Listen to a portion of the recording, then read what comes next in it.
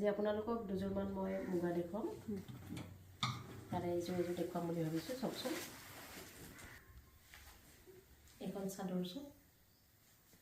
খুব ধুনীয়া হৈছে এয়া চাদৰ মই নিজেও এযোৰ পিছে মুগা পিন্ধি আছোঁ এইযোৰ ব্লেক এয়া এখন মেখেলা চব খুব ধুনীয়া হৈছে মেখেলাখনো এইখন মেখেলা আৰু এইটো ভিতৰৰ ব্লাউজ পিচ এইটো নেক্সট আৰু এখন দেখুৱাইছোঁ চব খুব ধুনীয়া এয়া চাদৰখন এখন একদম চিম্পুল সোবাৰ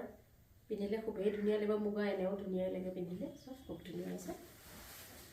আৰু এইখন হৈছে মেখেলা খুব ধুনীয়া কাপোৰযোৰ